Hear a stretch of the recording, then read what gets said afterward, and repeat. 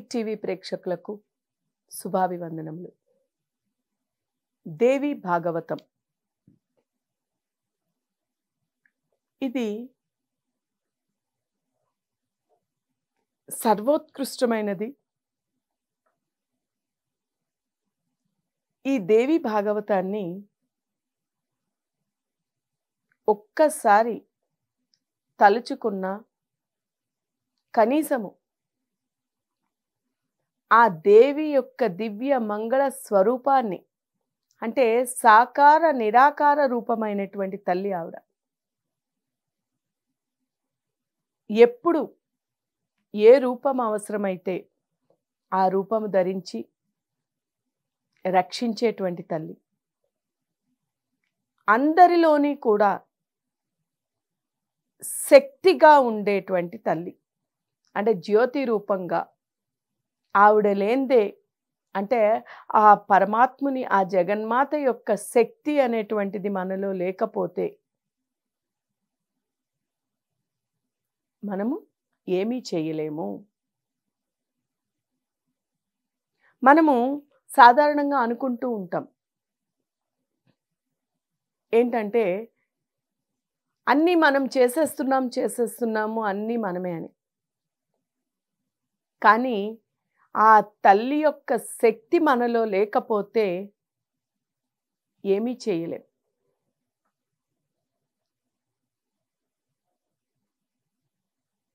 ఆ తల్లి యొక్క శక్తి ఎటువంటిదంటే, అంటే మనము ఎలా ఆవిడని గుర్తించలేకపోతున్నాము అనేది మనం ఒక చిన్న ఉపమానం చెప్పుకుందాం. ఒకానొక ఊర్లో ఒక స్త్రీమూర్తి చిన్నతనం నుంచి అదే ఊర్లో పుట్టి అదే ఊర్లో పెరిగి అక్కడే పెరిగి పెద్దదయ్యి వివాహం జరిగి పిల్లవాడు పుట్టిన తర్వాత ఆమె భర్త చనిపోవడం, చిన్నతనంలోనే ఆవిడ వైధవ్యం పొంది ఆ పిల్లవాడిని ఎంతో ప్రేమగా భర్త యొక్క ప్రతిరూపంగా భర్తని ఆ పిల్లవాడిలో చూసుకుంటూ తన సర్వం, తన ప్రాణమే తను అనేటట్టు ఆ పిల్లవాడిని పెంచుకుంటూ వచ్చింది. నిత్యము పిల్లవాడికి కూడా నిత్యము ఆ పరమాత్ముని దర్శనం చేయించడము, అంటే గుడికి తీసుకువెళుతూ ఎన్నో విలువలు నేర్పుతూ సద్బుద్ధి నేర్పిస్తూ ఎంతో జ్ఞానవంతుడిగా పెంచుతూ వచ్చింది. ఎవరికైనా సరే అంటే ఎంత పెరిగినా ఎంత చేసినా కొన్ని కావాలి అనుకుంటే, అంటే భౌతికమైనటువంటి జీవనం గడపాలి అంటే ధనం కావాలి. ధనం మూలం ఇదం జగత్ అంటున్నారు పెద్దలు. ధనం సంపాదించాలి, విద్యావంతుడయ్యాడు, ధనం కావాలి జీవనం గడవాలంటే. తన తల్లిని బాగా చూసుకోవాలన్నా కూడా ధనం కావాలి. అందులోని చిన్నతనం నుంచే తల్లి ఎంతో కష్టపడి పెంచింది కాబట్టి. అయితే విద్య పూర్తి చేసుకున్నాడు, ధనం సంపాదించాలి. ఆ ధనం కోసము ఉద్యోగం సంపాదించుకోవడం, ఉద్యోగాన్ని వేరొక దేశంలోని సంపాదించుకున్నాడు. అతనికి ఉద్యోగం వచ్చింది. తల్లిని విడిచి వెళ్ళలేకపోయినప్పటికీ కూడా ధనం కోసం, సంపాదించడం కోసము ఆ ఊరిని వదిలి, తల్లిని వదిలి విదేశాలకు వెళ్ళాడు. విదేశాలకి వెళ్ళే ముందే ఆ తల్లి ఇబ్బంది పడకూడదు అని చెప్పి, ఎటువంటి ఇబ్బంది కూడా ఆ తల్లికి కలగకూడదు, జరిగేటువంటి ఆ తల్లి ఎప్పుడూ కూడా ఆనందంగా ఉండాలనే ఉద్దేశంతో తల్లికి కొంచెం ధనం అన్నీ సమకూర్చి, వస్తువులు సమకూర్చి వెళ్ళలేక తప్పనిసరి పరిస్థితుల్లో పిల్లవాడు విదేశాలకు వెళ్ళాడు. కొన్ని నెలలు గడిచాయి. 3 నెలలు అయిపోయింది. కూర్చుని తింటే కొండలు కరుగుతాయంటారు. అటువంటిది పిల్లవాడు వెళ్ళేటప్పుడు ఇచ్చినటువంటి డబ్బు ఏదైతే ఉందో ఆ ధనము, వస్తువులు అన్నీ కూడా, సామగ్రి అంతా కూడా అయిపోయింది. ఆ తల్లి దేహం ఉన్నంత వరకు అయితే బ్రతకాలి. అది కాక తన పిల్లవాడు తిరిగి వచ్చిన తర్వాత పిల్లవాడిని దగ్గర చేర్చుకోవడానికైనా కూడా ఆవిడ ప్రాణం నిలవాలి. అందుకోసం పిల్లవాడిని ఇబ్బంది పెట్టకూడదని ఆ తల్లి చిన్నప్పటి నుంచి ఏ గుడి దగ్గర అయితే, ఏ గుడిలో అయితే ఆ పరమాత్ముడిని దర్శనం చేసుకుంటూ, నిత్యం ప్రార్థిస్తూ, నమస్కరించుకుంటూ, నిత్యం ఆ దేవుణ్ణే కొలుచుకుంటూ ఉందో అదే గుడిలోని ఆ తల్లి భిక్షాటన చేయడం మొదలుపెట్టింది. బిచ్చం ఎత్తుకోవడం మొదలుపెట్టింది. అంటే ఈ ఉపాధి, ఈ దేహాన్ని నిలబెట్టుకోవడానికి ఆహారం కావాలి కాబట్టి ఆ ఆహార నిమిత్తంగా అక్కడ కూర్చుని, అందరితో పాటు అక్కడ మెట్ల మీద కూర్చుని అదే గుడిలో బిచ్చం ఎత్తుకుంటుంది. ఒకరోజు ఆ గుడిలోని ఉండేటువంటి అర్చకుడు, అంటే ఆ గురువు, అక్కడ ఆ గుడిలో ఉండేటువంటి గురువు ఈ తల్లిని రోజు చూస్తున్నాడు. ఒకరోజు చూసి ఇక ఉండబట్టలేక, ఎందుకంటే అందరికీ తెలుసు ఆ పిల్లవాడికి తల్లి అంటే ఎంత ప్రాణమో, అందరికీ తెలుసు ఆ తల్లిని ఎంత బాగా చూసుకునేవాడు.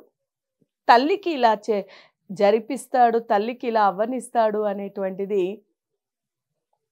ఎవరు కూడా ఊహించలేరు. అలా జరగదు అనేటువంటిదే వాళ్ళ భావన.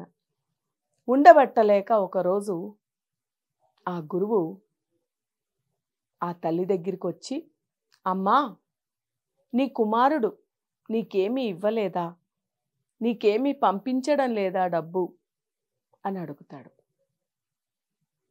అప్పుడు ఆ తల్లి, స్వామి, అయ్యో, అక్కడ ఊరు కాని ఊరు, దేశం కాని దేశంలో నా బిడ్డ ఏ పరిస్థితుల్లోనున్నాడో, ఇక్కడ నాకు ఇంకా ఈ పరమాత్ముడి గుడి ఉంది, నలుగురు తెలిసిన వాళ్ళు ఉన్నారు, ఎవరో ఒకరి ద్వారా నాకు తృణమో పణమో వచ్చి ఆ పరమాత్ముడి ద్వారా నాకు అన్నము దొరుకుతోంది. అక్కడ నా బిడ్డ ఎంత కష్టపడుతున్నాడో చూసారా?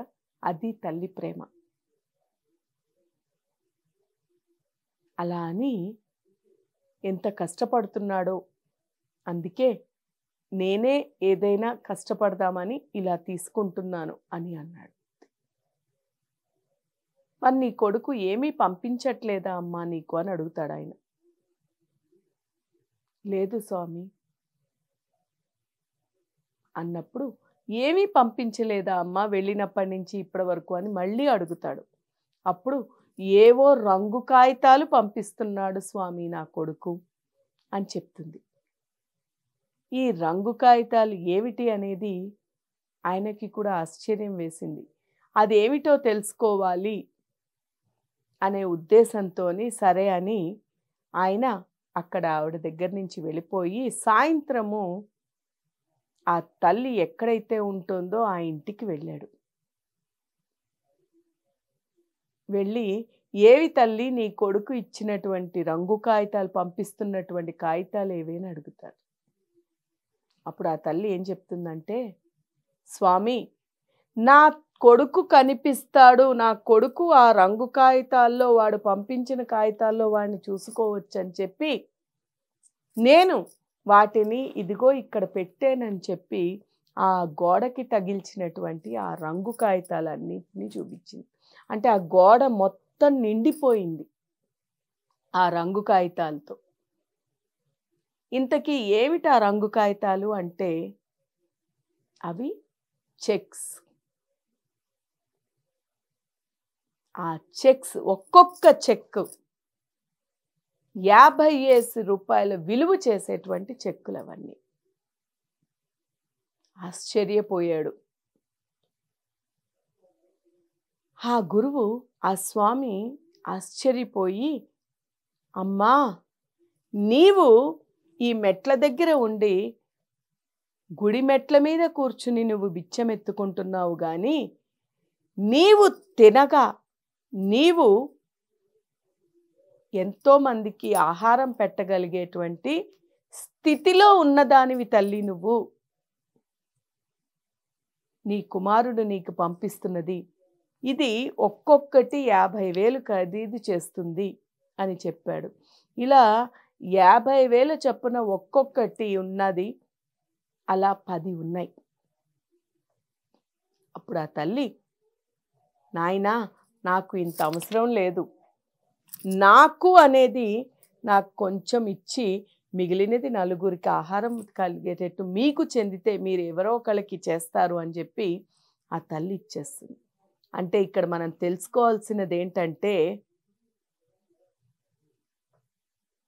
ఇక్కడ తల్లి అనేటువంటి వారు మనము ఆ యొక్క కుమారుడు అంటే ఆ పరమాత్ముడే. అంటే పరమాత్ముడు మనకు అన్నీ ఇచ్చాడు.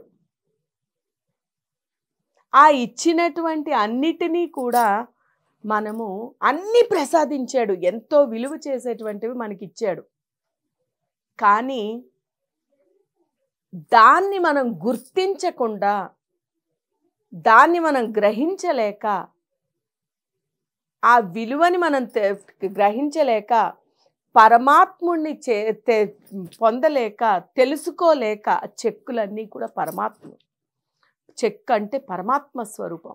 ఆ పరమాత్మ స్వరూపాన్ని మనం గుర్తించలేక, ఆ తల్లి ఎలాగైతే ఆవిడ దగ్గర ఉండేటువంటి ఆ విలువైనటువంటిది ఆవిడ 10 మందికి పెట్టగలిగేటువంటి స్థితి విలువ ఉన్నటువంటి ఆ తల్లి ఎలాగైతే తెలుసుకోలేకపోయిందో, మనము కూడా ఆ జగన్మాత మనకి ఇచ్చినది మనం తెలుసుకోలేక, జగన్మాత యొక్క అనుగ్రహాన్ని, ఆ జగన్మాతని మనం గుర్తించలేక, మనము కూడా బిచ్చవర్తల వలె, బిచ్చగాళ్ల వలె మళ్ళీ ఆ జగన్మాతని, ఆ పరమేశ్వరుణ్ణి, ఆ పరమాత్ముణ్ణి మనం మళ్ళీ అది కావాలి, ఇది కావాలి అని అర్థిస్తున్నాం. బిచ్చగాళ్ల వలె